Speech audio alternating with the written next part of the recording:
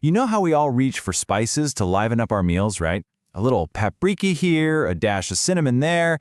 But what if I told you that the very thing you're using to add flavor is actually adding a hidden health risk? Today, we're going to pull back the curtain and uncover the surprising toxins that could be lurking in your kitchen cabinet. Seriously, just take a second and picture your spice rack. We totally trust those little jars to be nothing but pure flavor. But recent investigations are telling a very different story. So the real question becomes, what are you actually sprinkling on your food every night? Okay, let's just start with a number that should really make you stop and think. 1/3. A huge study from Consumer Reports looked at 126 common spice products, from all the big brands you see at the store, and what they found is pretty startling.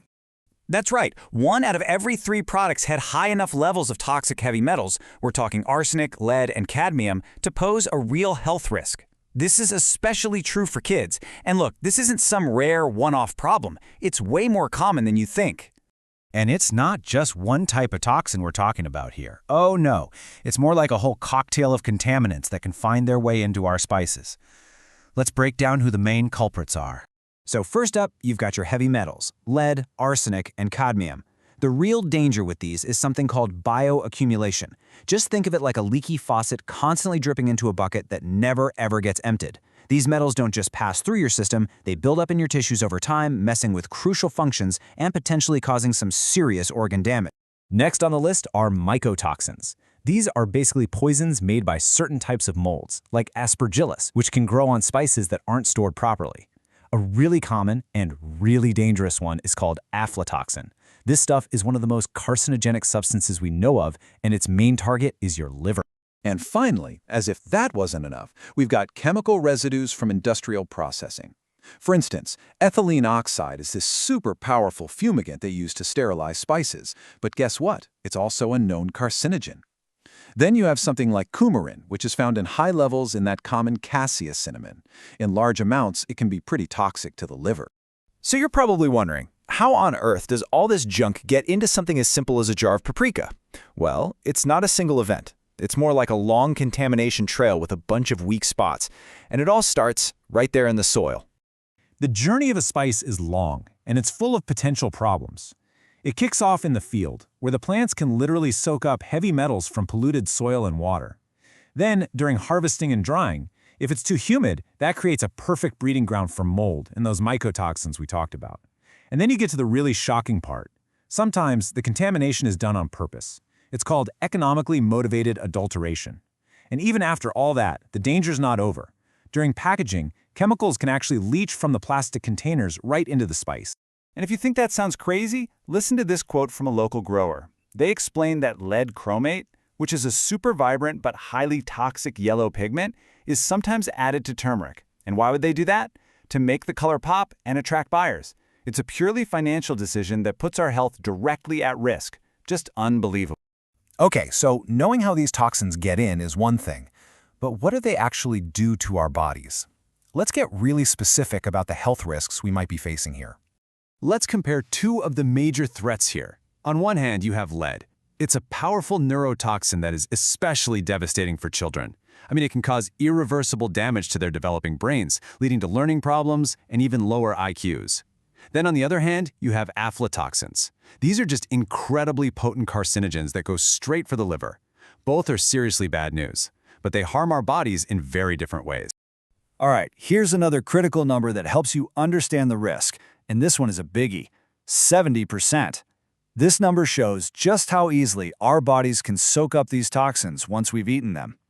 It's based on a concept called bioaccessibility. What that means is, when you eat turmeric that's contaminated with lead, your digestive system can absorb up to 70% of that lead right into your bloodstream.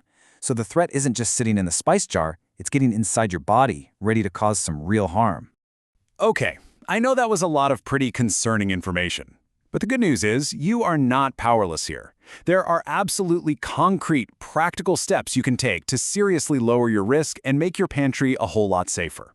It really all starts with shopping a bit smarter. Look for brands that are open about where they get their spices and use third-party testing. Organic spices, especially ones grown in the US, tend to be a safer bet. An even better trick? Buy your spices whole. It's a lot harder to add fillers or toxic dyes to a whole cinnamon stick or a turmeric root, you know? And of course, using fresh herbs whenever you can is always a fantastic move. And hey, here's a cool DIY test you can do right now with the turmeric you already have. Just add a spoonful to a glass of lukewarm water and let it sit.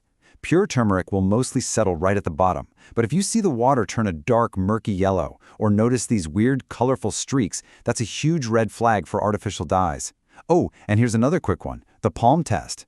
Rub a pinch of turmeric in your palm. If it's pure, it'll stick and stain your skin. If most of it just falls off, it probably has fillers in it. And please, don't forget the basics of storage. Heat and humidity are pretty much the enemies of spice safety. So keeping them in a cool, dry place and sealing those containers up tight helps prevent mold from growing in the first place. And that's the source of those nasty mycotoxins. Now, while we've been really zeroed in on spices, this whole issue goes way beyond the spice jar. It's really part of a much bigger conversation that we all need to be having about food safety and transparency. The same toxins we're finding in spices, like aflatoxins, can also pop up in other pantry staples. We're talking peanut butter, rice, even milk. This really points to a systemic problem in our global food supply chain, and it means we all have to be a little more vigilant. A huge piece of the puzzle here is a pretty big regulatory gap, at least in the United States. While there are international standards, the FDA has set limits for lead in things like candy, but it actually hasn't set a specific limit for heavy metals in spices. This lack of a clear rule just makes it easier for contaminated products to end up on our shelves. And all of this leaves us with one really crucial question. Is our food as healthy as it looks? The bright, vibrant colors of our spices, they should signal amazing flavor and health, not hidden dangers. It's really up to us to stay informed, shop smart, and demand the kind of transparency that makes sure the answer to that question is always a definite yes. So, what's really in your spice cabinet?